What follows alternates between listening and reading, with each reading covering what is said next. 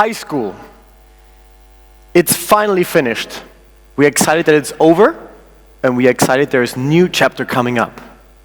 University, an endless ocean of opportunity, exciting subjects, and an exciting career. And then this.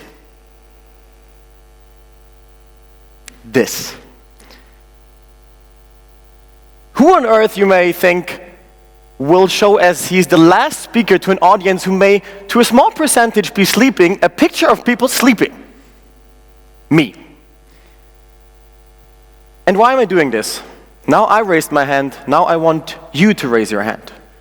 Who recognizes the story that I just told and this image from people in classrooms? Raise your hand. Oh my goodness, this is a lot more than expected. That is definitely most of you. And what we are seeing here is not a student sleeping. It is a student sleeping because he's bored and disengaged in class. In fact, research shows that 60% of all students consider at least half of the lectures to be boring.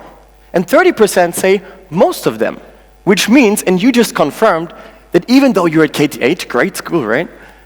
But even you are also very often disengaged. And it is a global problem. And guys, I'm not blaming you. I'm not blaming you and the people who are watching this right now. Who is to blame are disengaged lecturers and the system that fertilizes the ground for disengaged lecturers to grow. In the book Excellent Sheep from William Dresowitz, where it's about the elite university system in the US, he points out, ambitious academics regarded teaching undergrads as a distraction and burden. An efficient college today isn't one with the most Teachers of the Year awards, but one with the most research output. If you read this, you realize there must be something wrong. And it's not only in the US, it is frankly everywhere. The Minister of Science and Universities, Joe Johnson in the UK, described the relationship most lecturers have to their students as the Disengagement Contract, which states, this is the minimum amount of time that you need to distract me from my research, for me to give you your paper, and this is the minimum amount of time that I want from you so I don't distract you from partying.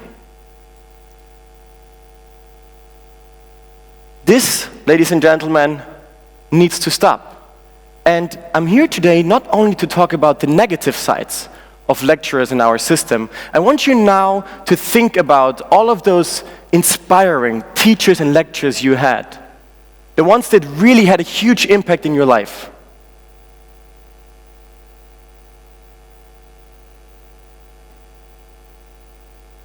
Got it?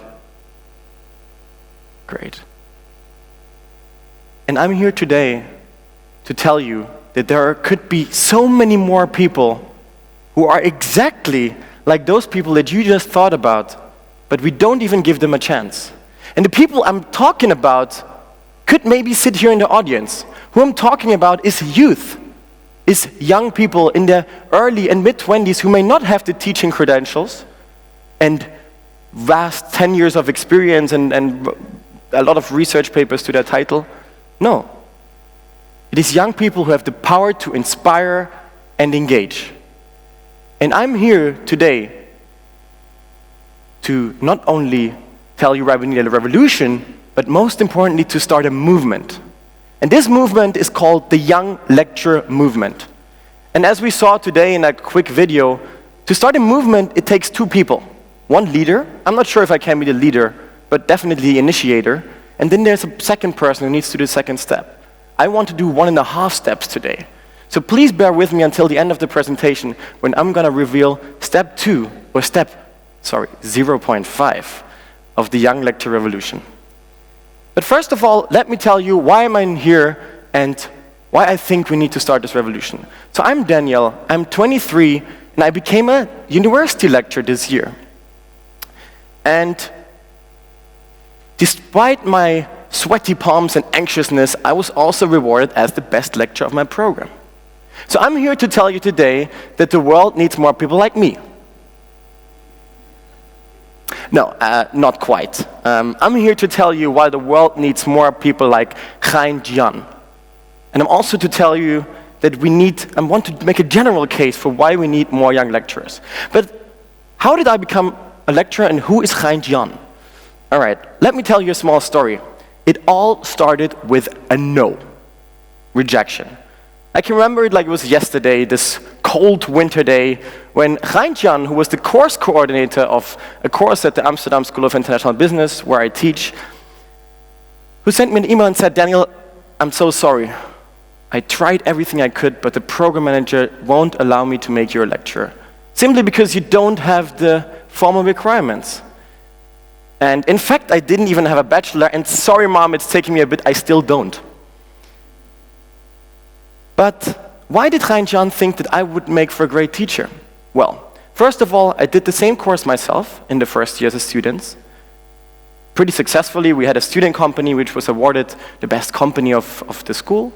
Then I became an assistant lecturer in the second year. Hein Jian spotted the talent I had and the ability to engage students and the passion I had for teaching and the subject.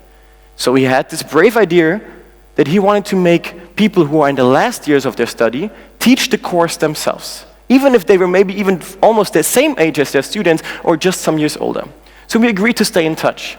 2 years later, I had gained a lot of entrepreneurial experience setting up my own business and also working for several startups in Amsterdam and London. So I reached out to him proactively and said, hey, Hein Jian, what's up? Is the offer still standing? And gladly, he was as excited as I was about my email and about me still wanting to do it, but there were other people who just didn't think this way. And, well, long story short, as I mentioned to you, I actually did end up eventually in class. Because while I was emptying a lot of bottles of wine to get over this, hard winter day when I was rejected, all of a sudden my phone vibrated and I got this email. I know what you may think now. Thank God I didn't tell you his surname. It's complicated to say the least. But what was actually in this email? Well, Hein Jian told me that a lecturer had canceled last minute and that he had convinced the program manager of allowing me in. She agreed. And he asked me if I wanted to do it. And I said yes, and 2 weeks later I found myself in a classroom. People were looking at me like you are now. Excited, young, ambitious people, 35 of them, and I was seriously shitting my pants. But 6 months later, I received another email from Hein Jian. To me and to all the other lecturers of the program, about 17, I think. And he sent the evaluation results. And I studied them thoroughly, and turns out I was at the top. And I was like, how is this possible? I'm 23, and there are people who are twice my age, have done this for 10 or 15 years, and they have not been rewarded for this as much as I did. There was once a student in a feedback session who told me I was the best lecturer you ever had, but I thought, that's like telling every girl you meet in the bar, you're the most beautiful girl you ever seen, Anyways, I talked to my students in person, why this was the case, and why they thought I was so exceptional to them. And I also talked to many other young people who I found out had also been given this chance to be a lecturer at a young age. People in Europe, in Holland, and everywhere. And what I found was amazing. Every one of those young people showed the same pattern and the same pattern for teaching, and all of them have either been at the top of their evaluation or the top 10%. So I'm here to tell you today why we need more young lecturers. And this, by the way, is an image of me teaching, and if you think I just became the best lecturer because I have sensual pictures in the background of my PowerPoint, no, that was not the primary reason. So, I studied hard for preparing this TED, and I realized 3 seems to be the perfect number of arguments to give you, so I'm here to present you the 4 reasons on why young people make for better lecturers. Okay, first of all, enthusiasm and passion. Please meet David. David Juan became a lecturer for academic study skills and fiscal economics at the University of Amsterdam. And if you think you can't make a course that sounds that boring interesting, you haven't met David. Here are some quotes of his students. David is a great teacher and makes any course interesting. What I like about having David as a lecturer, David's enthusiasm and work spirit. And it is this exact enthusiasm that I found in all of the evaluation from the student lecturers and from the young people who lectured. This enthusiasm has got lost in many of older generation lecturers. And to be honest, how do you want your students to be enthusiastic about your course if you aren't? I can understand if your enthusiasm has gone lost. You've maybe been teaching this for several years and decades, and you are totally overworked with grading papers and things that you don't even want to teach. So it is understandable. But young lecturers who have given the chance, they're grateful for the opportunity. They have shown exceptional drive and talent to be there where they are, to be able to teach others. And they want to do the opportunity justice. It's exactly this fire that burns in them that is the ground for enthusiastic and energetic teaching. And it is also the foundation for passion. And you won't believe it, but passion equals competence. Why do I say this? We always think that a person that is competent in the lecture field needs to have done this amount of research or this amount of experience, but very often it comes down to some experience in a professional field that is happening right now and the passion. I was the only one out of all the lecturers who received a 5.0 out of 5.0 for the question, does your lecturer actually know what he's talking about in terms of having experience in the real practice? And it is this passion that is fueled by enthusiasm that can make it happen. Secondly, out-of-the-box teaching for a digital age. Plutarch once said, the mind is not a vessel that needs filling, but wood that needs ignition. And this is even more relevant in today's society. The only problem we have with filling and information is overload. There is too much information available. I have information available 24/7 at my fingertips. So it is not only about what we teach, it is about how we teach that matters. And all of these young lecturers I talked to understood that and applied new techniques to teaching. Please meet Catalina Katana. She's another one of those highly rated and young lecturers that I found in my research. What I liked are Catalina's unorthodox teaching methods. It was definitely a breath of fresh air compared to other classes. And teaching out of the box is not even bringing your students into the park or showing them sensual pictures in the background of your PowerPoint. It is sometimes simply stopping with teaching at them and showing them overloaded PowerPoints, but instead co-create the learning process with them, which Catalina used as one of her primary teaching methods. At every end of the class, she would ask for feedback and adapt her class next time again. She discussed real-life examples, interactive discussions. Actually, when I talked to Albert today, I heard about a young lecturer who's almost famous at KTH, who is 25, and is very popular and used different colors and all of that to make classes very interesting. So even you have an example of that. And also, we are dealing with digital natives. I can give you one example where I showed my students a couple of tools of apps that I have realized the professional field uses to make team collaboration and learning much easier. I told them, I leave it up to you if you use it or not. And I can even give you a crash course because I knew something about it. 4 days later, they had adopted those tools and knew much more about it than I ever knew. We are dealing with digital natives here, so we better treat them like it. Thirdly, we speak their language. It was about April when my class had to perform a pitch competition against other classes and in front of a selected jury. We rehearsed 2 hours before the show. All of my students were great, except 2 boys, 2 guys in the class who really sucked, big time. And I really wanted to let them know. And I thought, how do I do this? Well, it was my time to give them feedback, and I told them, guys, I'm really sorry, but this is bullshit. This is bullshit. If you want to go and perform like this, you better don't show up. But then I told them that I still believed in them, and I gave them detailed feedback on how they could improve. I was really struggling myself. because I thought, was I being too harsh? Turns out that they came out as number 1 of all the classes at the competition. They used these 2 hours to turn everything around. Afterwards, they walked up to me and said, Daniel, thank you. We really needed a kick in our ass. And this example is not to show you that we need to use more profanities. This example is to show you how we need lecturers of actually all age groups who are able to connect to their students and to tell them things articulated in a language that they do understand, that seems authentic to them and not fake. Fourth, and probably the most important, young lecturers can be empathetic role models to their students. We live in the same generation. We have to deal with the same problems, the same struggles. And we have showed them that we have navigated our way through the same marketplace that they are about to enter in 1, 2, or 3 years' time.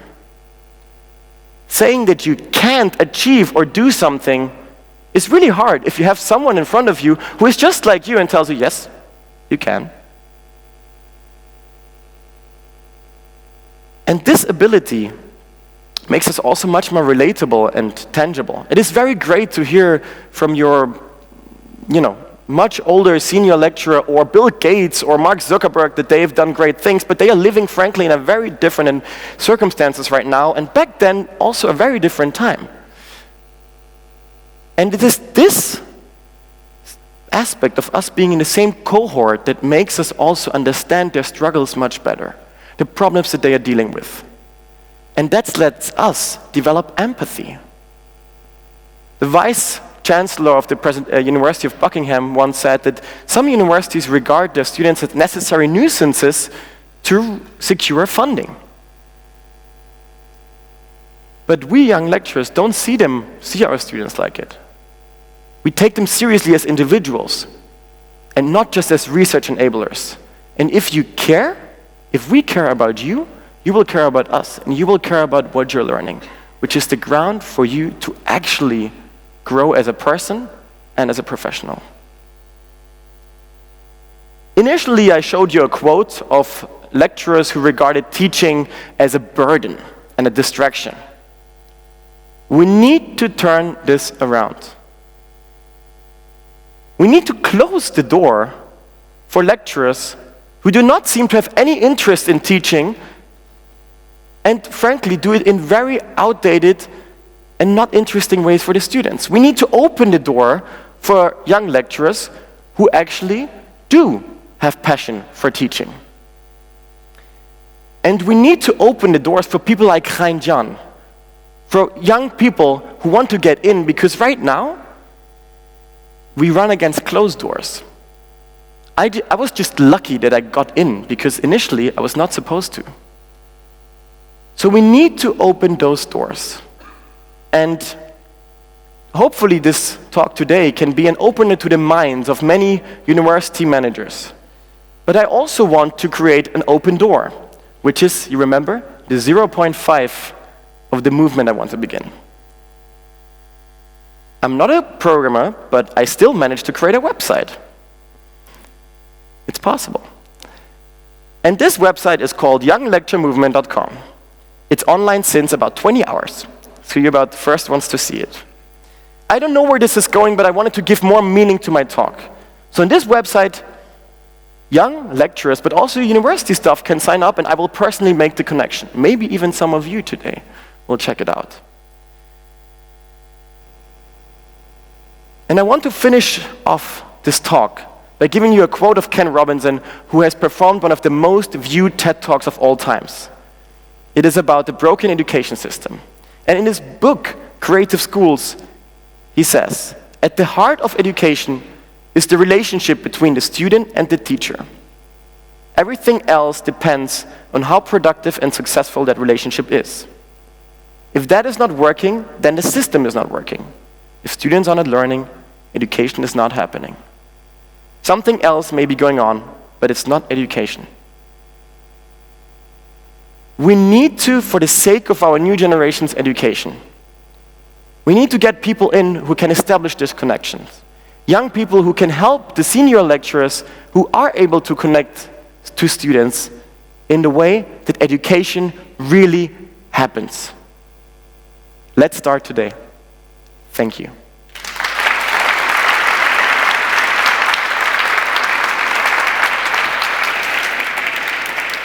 Bravo.